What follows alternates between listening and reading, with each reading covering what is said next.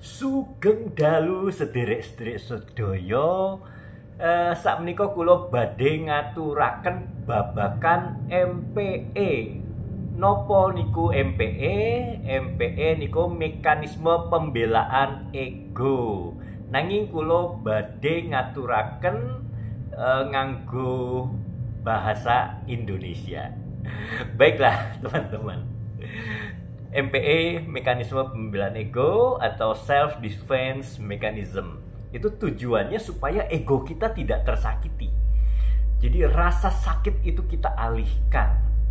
Nah, misalnya contohnya, saya dikatain miskin lu, begitu. Jadi kalau kita dikatain miskin, mungkin di dalam pikiran kita supaya kita tidak tersakiti, kita akan bilang, biarin aja saya miskin. Yang penting saya orangnya jujur, tidak seperti kamu yang curang, misalnya seperti itu.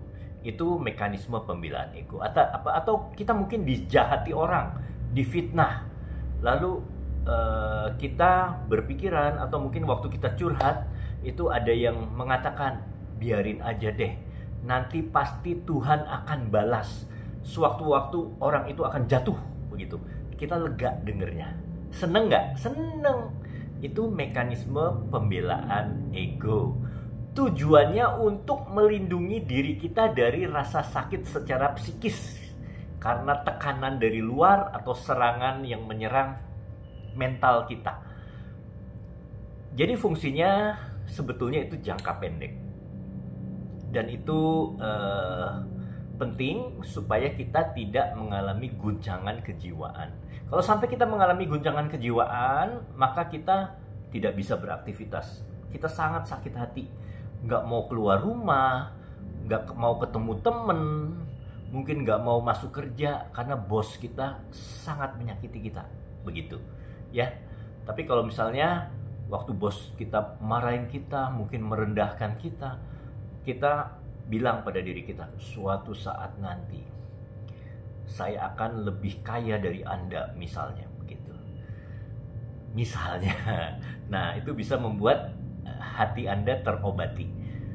Nah, teman-teman sekalian, seringkali para pemuka agama, motivator, psikolog itu juga melakukan ini untuk membuai kita, untuk menyembuhkan luka hati kita. Itu boleh-boleh saja, tapi hanya bersifat sementara.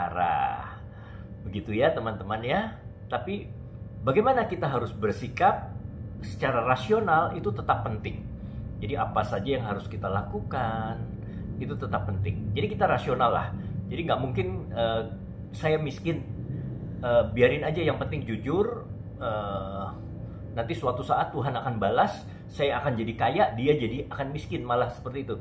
Nah itu hanya bersifat sementara untuk menyembuhkan. Tapi kita nggak boleh punya mental seperti itu dalam jangka waktu yang panjang, begitu ya. Jadi kita harus juga melakukan step-step, misalkan bekerja lebih keras, bekerja lebih cerdas dan sebagainya. Nah, demikian penjelasan dari saya. Semoga bermanfaat buat kita semua. Matur nuwun. Cat Beauty, aman dan rasional.